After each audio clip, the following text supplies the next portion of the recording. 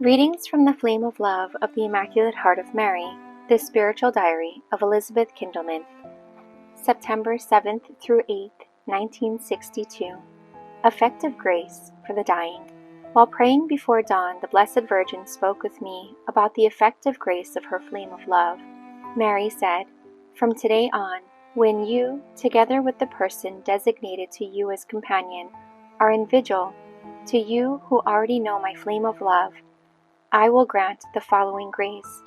As long as your night vigil will last, my flame of love will act upon those who are dying throughout the whole world. I will blind Satan so that my flame, gentle and full of grace, will save them from eternal damnation." I was filled with joy when I heard the Blessed Virgin say this, but later a terrible doubt assaulted me. Did I correctly understand what the Blessed Virgin said in the early morning? This is an immense grace. How can I receive it? The grave doubt concerning this grace granted to me and my companion weighs upon my soul. Is this coming from my pride?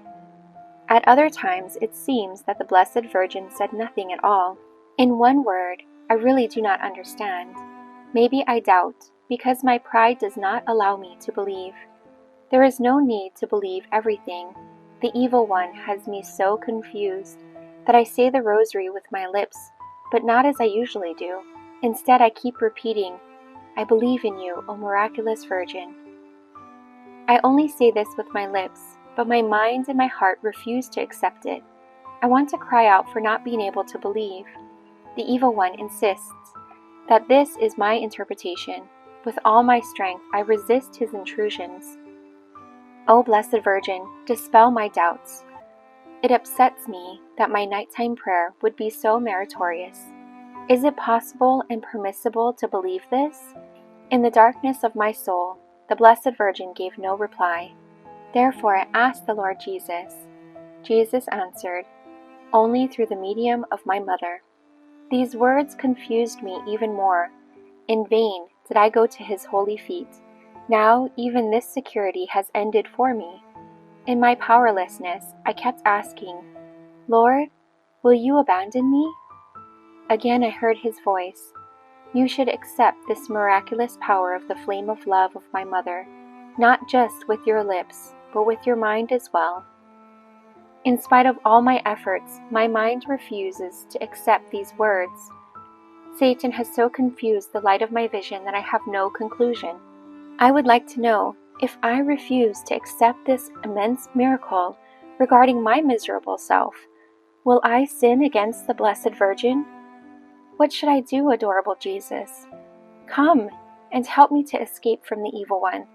Without a spiritual guide, I have no one to help me through these terrible temptations.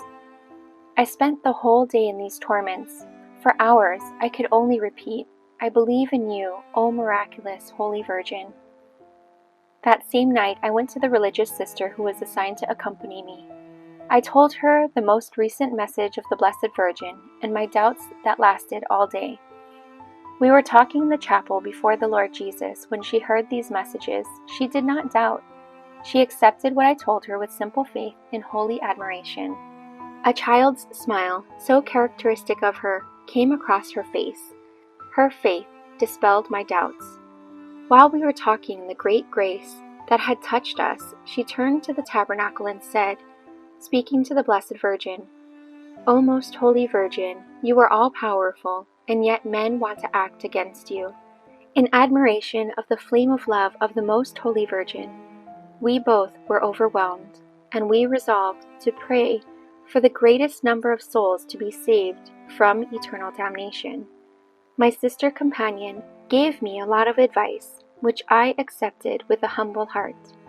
When we said goodbye before the altar of the Lord, she did not know what strength and tranquility the Lord Jesus poured into me through her.